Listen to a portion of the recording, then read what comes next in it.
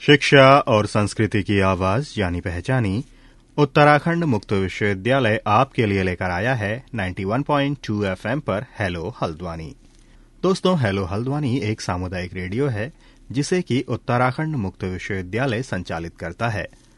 हम इस रेडियो पर जहां एक तरफ समुदाय समाज से जुड़े हुए मुद्दे अलग अलग कार्यक्रमों के जरिए आपके सामने लेकर आते रहते हैं, तो वहीं विश्वविद्यालय के विद्यार्थियों के हितों में उनकी जानकारी में इजाफा करने के लिए भी हम कार्यक्रम आपके सामने लेकर आते रहते हैं। तो ऐसे ही एक कार्यक्रम के साथ आज हमारे साथ मौजूद हैं डॉक्टर अनिल कुमार कार्की, जो कि उत्तराखंड मुक्त विश्वविद्यालय के हिंदी विभाग से बतौर असिस्टेंट प्रोफेसर जुड़े हुए हैं और उत्तराखंड लोक साहित्य के अंतर्गत इनकी जानकारी का आज का विषय है आठू गौरा सीमांत का लोकोत्सव। तो डॉक्टर अनिल कुमार कार्की, आपका बहुत बहुत स्वागत है। उत्तराखंड मुक्त विश्वविद्यालय के सामुदायिक रेडियो हेलो हल्द्वानी में आप सभी का स्वागत है। अनिल कार्की के साथ आप सुन सकते हैं 91.2 मेगाहर्ट्ज पर उत्तराखंड लोक साहित्य के अंतर्गत आठू गौरा सीमांत का लोकोत्सव विषय पर यह चर्चा। आठू गौरा यह उत्सव उत्तराखंड के कुमाऊं मंडल में विशेषकर पिथौरागढ़ जनपद में मनाया जाता है। पिथौरागढ़ जनपद तिब्बत और नेपाल की सीमाओं से घिरा हुआ सीमांत जनपद है। यही कारण है कि आठू उत्सव केवल उत्सव न होकर पश्चिमी नेपाल, कालीपार और भारत कालीवार के साझा सांस्कृतिक संबंधों की विरासत भी है, जो भारत और नेपाल के रोटी बेटी के संबंधों को सामाजिक, सांस्कृतिक, ऐतिहासिक, आर्थिक संबंधों को भावनात्मक रूप से मजबूत करता है। लोक संस्कृतियों का उद्देश्य केवल आनंद प्रदान करना ही नहीं होता, बल्कि एक दूसरे के सुख दुखात्मक अनुभूतियों को साझा करना भी होता है। आठू गीत मूलतः किसान स्त्रियों का गीत है और एक तरह से यह स्त्रियों का ही उत्सव है। यह नेपाल और भारत कालीवार के सीमांत जनपदों पश्चिमी नेपाल के बजांग, दारचुल्ला, बैतडी और भारत के पिथौरागढ़, चंपावत व अल्मोड़ा के कुछ हिस्सों में मनाया जाता है। यह उत्सव आपस में इस तरह दोनों देशों से जुड़ा है कि राष्ट्रीय सीमा दोनों देशों के बीच कहीं भी नजर नहीं आती। लोक संस्कृतियों का कार्य भी यही है कि वह मनुष्य को अपनी उस सीमा से परिचित कराती है जहां वह प्रकृति की असीम विराटता के साथ सीधा तादाद में स्थापित करता है। आठू के गीत मध्य हिमालयी महिलाओं का जीवन वृत्त है और गहन प्रांतरों की सुरम्य छटाओं के साथ साथ लोक जीवन की उत्कट जिजीविषा का मंजुल समन्वय इन गीतों में देखने को मिलता है। क्योंकि लोक संस्कृति केवल मानव समाज के अलगाव को ही खत्म नहीं करती, वरन व्यक्ति और प्रकृति के बीच भी उचित समन्वय स्थापित कर जीवन और जगत को एक सूत्र में बांधती है। आठू कुमाऊं में प्रचलित एक विशेष उत्सव है जिसे गमरा या गौरा और मैसर के गीत गाए जाते हैं। यहाँ आठू का तात्पर्य भादो माह में पड़ने वाली अष्टमी से है। भादो की सप्तमी और अष्टमी के दिन स्त्रियां शिव और पार्वती की पूजा करती हैं। इसे दूर्वाष्टमी भी कहा जाता है। सप्तमी के दिन बिरुण, कलू यानी छोटे मटर भिगोए जाते हैं, पनघट पर ले जाकर शुद्ध जल से धोए जाते हैं और स्नानोपरांत दूब व धागे के साथ नए परिधान भी पहने जाते हैं। दूसरे दिन गमरा का आगमन होता है। कुमारी कन्या सौ यानी सवा के पौधों से गमरा बनाती है और डलिया में रखकर उसे सिर में धारण करके बाजों, गाजों, ढोल नगाड़ों के साथ आंगन में लाती है। गमरा का वस्त्राभूषण बहुत ही मोहक होता है।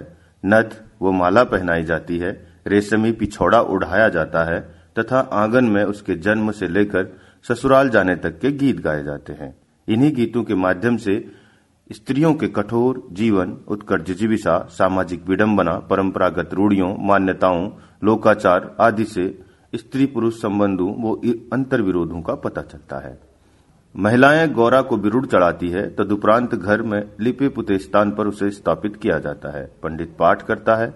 महिलाओं, बच्चों और बुजुर्गों के हर्षोल्लास में गमरा का आगमन दर्शन योग्य होता है। उसी दिन सायंकाल स्त्री पुरुष खेल, पारंपरिक नृत्य गीत, चांचरी गाते हैं। दूसरे दिन मैसर आते हैं। चूक यानी बड़े नींबू या कहीं कहीं 5 किस्म के पौधों से मैसर की मानवाकृति बनाई जाती है, जिसे भी गमरा के पार्श्व में प्रतिष्ठापित किया जाता है। 5-7 दिन तक खूब हर्षोल्लास व उन्माद देखने को मिलता है। अंत में तेरी सेवा पूरी भय केदार यानी तेरी सेवा पूरी हुई शिव कहते हुए गमरा मैसर को मंदिर में रख दिया जाता है। यहाँ यह ज्ञात हो कि केदार एक कृषि देवता है और इसके संदर्भ दूसरी तरह से भी इस गीत के साथ जुड़ते हैं। और फलों को फटकने के उपरांत यह लोकोत्सव हिल यात्रा मुखोटा उत्सव के आयोजन के साथ ही समापन पर आ जाता है। यह तो बात भी इस उत्सव के कर्मकांड पक्ष की, परंतु गमरा मैसर की उद्भावना लोकमानस के उस सरल सहज सौहार्दपूर्ण आह्लाद को इंगित करता है जो समस्त आभाओं को सहते हुए प्रतिवर्ष उत्कंठित होकर चिरनवीन रूप धारण करके आता है। आठों गीत प्रबंध गीत है तो गौरा मैसर इन गीतों के पहाड़ी संस्करण है। इस गाथा का स्वरूप कुमाऊं के जनजीवन से संपृक्त है जो जीवन संघर्षों से जीता हुआ अभावों की विकरालता से कंपित नहीं हुआ है, अपितु उसकी अनुगूंज सहस्त्रों गुने वेग से हिमालय के उपकंठों को आंदोलित करती रही है। उन्मुक्त समीकरण इस अनुगूंज की मधुरिमा में झूम उठता है। इस कथा में गौरा मैसर शिव पार्वती सामान्य नारी और पुरुष के रूप में चित्रित हुए हैं जो कठोर पहाड़ी जीवन व्यतीत करते हैं। इस संपूर्ण गाथा में दोनों चरित्रों के माध्यम से कुमाऊं के लोक जीवन की विशद और व्यापक झांकी प्रस्तुत की गई है। एक तरह से आठों सीमांत के लोक उत्सवों का प्रस्थान बिंदु भी है। आठों में राजा हिमंदुर, रानी मैनावती, मैसर और गौरा का वर्णन आदर्श चरित्रों के रूप में प्रस्तुत किया गया है। कह उपजा हिमंदुरु राजा, हिम हिमांचल उपजी ज्ञान हिमंदुरु राजा। अर्थात कहां से उपजे हिमंदुर राजा। इसका उत्तर है कि हिम से ढके हिमालय के अंचल से राजा हिमुंदर उपजे हैं। कहाँ उपजी मैनावती रानी, मैना पहाड़ उपजी ज्ञान मैनावती रानी। अर्थात कहां से उपजी मैनावती रानी, मैना नामक पहाड़ से मैनावती रानी उत्पन्न हुई है। सीमांत नेपाल और उत्तराखंड के कई जगहों पर आठों को गौरा या गमरा ही कहा जाना ज्यादा प्रचलन में है। पिथौरागढ़ के कई हिस्सों में आठों को गौरा या गमरा नाम से जाना जाता है। यही नहीं, नेपाल के पश्चिम अंचल में भी इस त्योहार को गौरा के नाम से ही जाना जाता है। आठों के प्रबंध गीतों में नायिका ही प्रधान है। संभवतः इसका पूर्व प्रचलित नाम गौरा ही हो, कालांतर में इसे आठों कह दिया गया हो। इस गीत के आरंभ में वंदना विधान भी है। रूम झूम जल पड़िए न, झुप झुप बने न, दियो बेना दियो जगह दियो, के अखरी बाती होली के अखरी दियो होलो, कन देवा दियो जगह जुलो, सुने की दियाड़ होली सर्वरुआ बाती होली, भूमि राजा दियो जगह दियो लो। अर्थात झमाझम बरखा पड़ रही है, घूम घूम कर शाम आ रही है, लाओ बहन दीपक जला दो, क्या सूखी हुई बाती होगी, क्या सूखा हुआ दीपक होगा और किस देवता को दिया जलाऊंगी, सोने का दीपक होगा, धवल कपास की बाती होगी, भूमि राजा को दिया जला जाऊंगी। वंदना के साथ कथा आरंभ होती है और इससे पूर्व सूर्य और चंद्र की उत्पत्ति और जल हरि के पैदा होने का वर्णन भी इन गीतों में मिलता है। गौरा गीत प्रबंध गीत है। प्रश्नोत्तर संवाद शैली का भी कहीं कहीं प्रयोग किया गया है। कहाँ उपजा चनर सूरज, अर्थात कहाँ से उपजे हैं चंद्र और सूरज। आठों के प्रमुख नायक महेसर है जो बहुत बाद में गौरा के गीतों में आता है। यहाँ तक कि पूजा विधान में भी गौरा को पहले स्थापित किया जाता है और दूसरे दिन महेसर की मूर्ति को गौरा के पार्श्व में स्थापित किया जाता है। इन प्रबंध गीतों में सर्वप्रथम गौरा के पिता के उत्पन्न होने की बात कही गई है, बाद में रानी मैनावती, तत्पश्चात काली गाय उत्पन्न होने की बात है।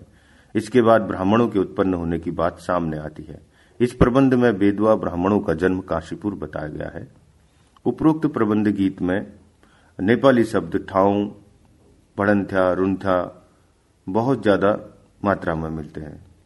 कहाँ उपजा मैसर गुसा, अर्थात कहाँ से उपजे मैसर गुसाई, तो इसका उत्तर है दूध के कटोरे और सोने से मैसर उपजे हैं। इस प्रबंध गीत की नायिका लौली का वर्णन इस तरह है। कहाँ उपजी लौली रे गमारा, तीलू बोटा गंगा ठट लौली रे उपजी, तीलू बोटा धाना बोटा लौली रे उपजी, पोखरा भाड़ी नीमुआ भाड़ी लौली रे उपजी। आठों के इन गीतों के माध्यम से पता चलता है कि यह गौरा महेश्वर पूर्ण रूप से मध्य हिमालय के जनजीवन को अपने द्वारा निर्मित लोकल संस्करण है। इस तरह इन गीतों में गौरा या गमरा को लौली कहकर संबोधित किया जाता है। गौरा बचपन से ही संन्यास लेने की जिद कर बैठती है और नदी के किनारे अपनी झोपड़ी बनाकर रहने लगती है। नदी के पार मैसर अपनी भैंस चराने आते हैं। दोनों एक दूसरे को देखते हैं और प्रेम होने लगता है। मैसर लौली का परिचय पूछते हैं, लौली टाल देती है। इस तरह मैसर बहुत जिद करते हुए लौली से प्रणय निवेदन करते हैं और हाथ मांगने के लिए लौली के घर का पता पूछते हैं। तो लौली अपने पिता के वैभवपूर्ण स्थिति का ब्यौरा देते हुए कहती है, राजा हिमंदुर मेरे पिता है, जिला सहरौतेला मेरे मामा है, अनरा और चनरा मेरी मामिया है। जब तुम जाओगे तो देखना आंगन में झपुआ कुत्ता होगा, अस्तबल पर घोड़ी बंधी होगी, हल जोतने का बाट होगा, चौहरी सभा के बीच मेरे पिता बैठे होंगे। इस तरह से मैसर जोगी का वेश रखकर लौली के पिता से लौली गमरा का हाथ मांगने जाते हैं। एक और आश्चर्यचकित करने वाली बात है कि इस प्रेम लीला में मैसर मुरली और गोरा बिणई यानी मोछंग बजाते हुए दिखाए गए हैं। इस तरह इनका विवाह हो जाता है। विवाह उपरांत की कथा करुण रस में तब्दील हो जाती है, जिसमें कई चमत्कारपूर्ण वर्णन व स्त्री के दुख दर्द के वर्णन मिलते हैं। मक्सिम गोर्की ने उचित ही कहा है, लोकगीत श्रम में लगी जनता के वास्तविक इतिहास और स्थिति की जानकारी देने के प्रबल स्रोत है। लोक साहित्य पुराकथाओं दंत कथाओं की रचना कल्पना के सहारे होती है। इस संपूर्ण काव्य को देखें तो यह अन्योक्तिपरक न होकर वास्तविक और मौलिक नजर आता है। हो सकता है कि शिव और पार्वती केवल प्रतीक के रूप में यहाँ स्थापित किए गए हों। आठों के गीतों में स्त्री सरोकारों और स्त्री चुनौतियों का भी तत्कालीन परिस्थितियों के अनुसार वर्णन मिलता है। कुल मिलाकर आठों के गीतों पर गहन अध्ययन और उचित दृष्टिकोण की आवश्यकता फिलहाल बनी हुई है। इसमें संदेह नहीं कि आठों के गीत हमें मध्य हिमालय के आदिम जनजीवन को समझने के लिए नया आयाम दे सकते हैं। बहुत बहुत शुक्रिया, धन्यवाद।